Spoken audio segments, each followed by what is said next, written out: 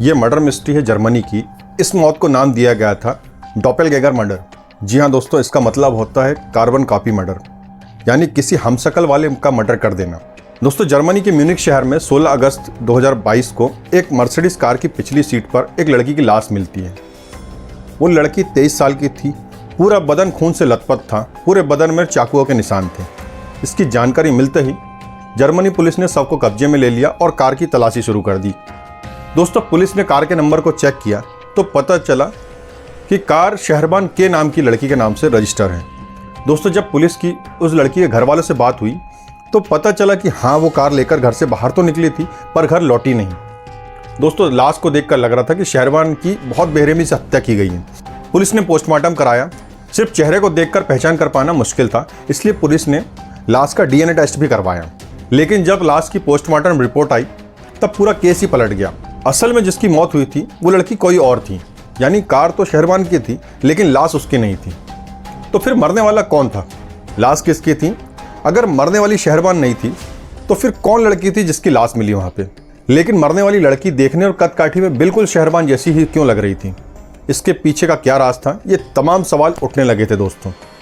अब Germany police भी इन सवालों के जवाब को तलाशने में जुट गई थी। अब पुलिस आसपास से गायब हुई लड़कियों की जांच करने लगी। दोस्तों, शहरबान के बैकग्राउंड की पड़ताल शुरू हुई।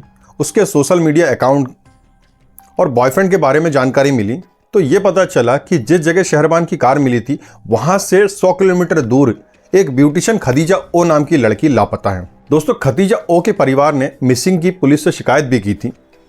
लापता खदीजा का फोटो को देखकर पुलिस भी हैरान थी, क्योंकि वह बिल्कुल शहरबान की हमशक्ल थी। उसके बाल भी एक जैसे थे।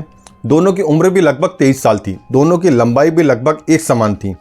यह देखकर पुलिस को शक हो गया कि मरने वाली खदीजा ही है। दोस्तों, पुलिस ने जब डेड बॉडी के डीएनए को खदीजा के परिवार वालों से मैच किया तो वो मैच हो गया दोस्तों, इसके बाद पुलिस ने शहरबान की तलाशी चालू की। उसको चारों तरफ खोजा गया। इसके बाद पुलिस के हाथों में शहरबान आ गई दोस्तों। जब पुलिस ने उसे गिरफ्तार किया तब मर्डर मिस्ट्री का पूरा पर्दा उठ गया। आखिर उसने अपनी हमशक्ल वाली लड़की को कैसे तलाश किया और क्यों उसका कत्ल किया? अपनी हमशक्ल का कत्ल कर शहरबान क्या फ़ायदा उठाना चाहती थी? पुलिस को दोस्तों इन सवालों के जवाब मिलना बाकी था। दोस्तों, शहरबान और उसके बॉयफ्रेंड शकीर को पुलिस ने गिरफ्तार कर लिया। इस कत्ल की वजह जहां तक शहरबान का परिवार ही है दोस्तों। असल में उसके परिवार में पिछले काफ़ी समय से तनाव चल रहा था। उस तनाव से वो किसी तरह से बाहर आना चाहती थी।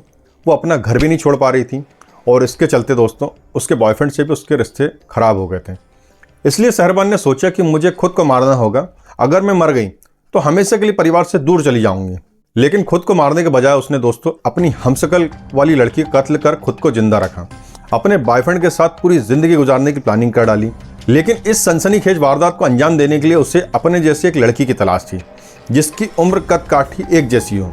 शहरबान के बाल लंबे थे और स्ट्रेट थे, इसलिए उसे ऐसी बाल वाली लड़की चाहिए थी।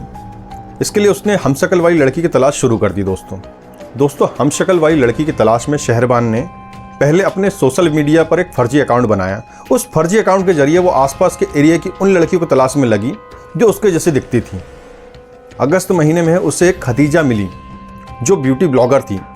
ब्यूटिशियन होने के नाते वो ब्यूटी प्रोडक्ट सेल भी करती थी दोस्तों। इंस्टाग्राम पर दोस्ती के दौरान उसने ब्यूटी प्रोडक्ट खरीदने के बहाने खदीजा को एक जगह बुलाया। खदीजा वहां पर पहुंच गई।